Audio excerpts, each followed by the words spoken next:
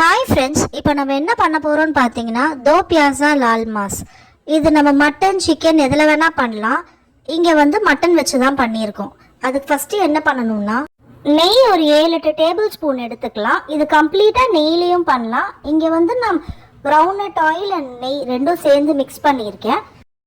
ஒரு 150 கிராம் பூண்டை நல்லா ஃபைன் சாப் பண்ணிவிட்டு நல்லா ரோஸ்ட் பண்ணிக்கணும். ரோஸ்ட் பண்ணதுக்கப்புறம் தேவைப்பட்ட ஆனியன்ஸையும் சேர்ந்து நல்லா டீப் ஃப்ரை பண்ணிக்கலாம். அது நல்லா ரோஸ்ட் ஆகட்டும்.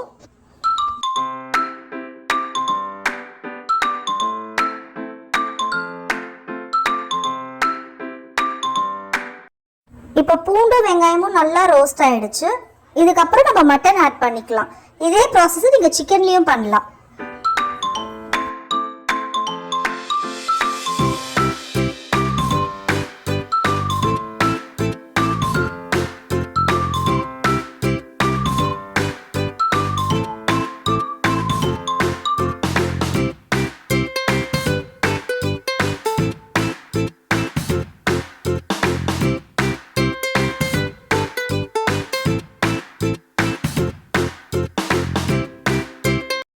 ஒரு 5 மினிட்ஸ் நல்லா வதக்கி விட்டுக்கோங்க.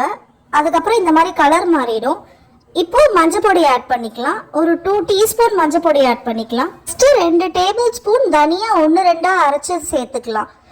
இது ரொம்ப ஃபைனாக அரைச்சிடாதீங்க, கோர்ஸாக அரைச்சா போதும். தனியாவை வறுக்க வேண்டாம், அப்படியே ராவாகவே அரைச்சிக்கலாம். இப்போ நல்லா எல்லாம் சேர்த்து வதக்க விட்டுக்கோங்க.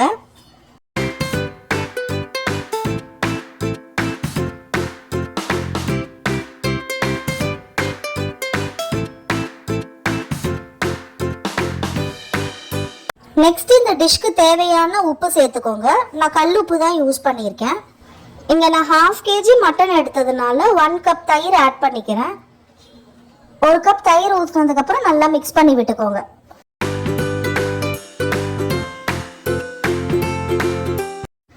இதை நல்லா மிக்ஸ் பண்ணதுக்கப்புறம் ஒரு 2 மினிட்ஸ் மூடி வச்சுருங்க.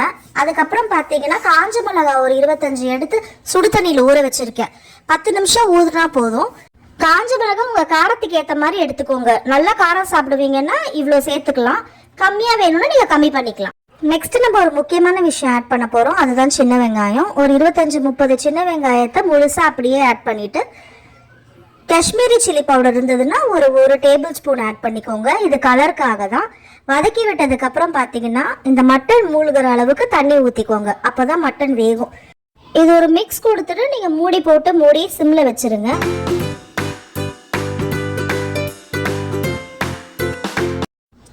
இப்போ மட்டன் நல்லா குக் ஆகிடுச்சு. இப்போ சால்ட் வேணும்னா டேஸ்ட் பார்த்துட்டு ஆட் பண்ணிக்கோங்க. இப்போ நான் அதை ஸ்மோக்கி ஃப்ளேவரில் தான் பண்ண போகிறேன். அதனால் ஒரு ஃபாயிலை நடுவில் வச்சு கோலை வந்து சூடு பண்ணி அதில் 2-3 ட்ராப்ஸ் நெய் விட்டால் போதும். அந்த ஸ்மோக் வந்து ஸ்ப்ரெட் ஆகும். அப்போ உடனே நீங்கள் லிட்டை வச்சு க்ளோஸ் பண்ணிடலாம். இப்போது இந்த ஸ்மோக் ஃப்ளேவர் பிடிக்காதவங்க இதை ஸ்கிப் பண்ணிடலாம். ஸ்மோக் ஸ்ப்ரெட் ஆகிடுச்சு. மூடி போட்டு மூடிடுங்க.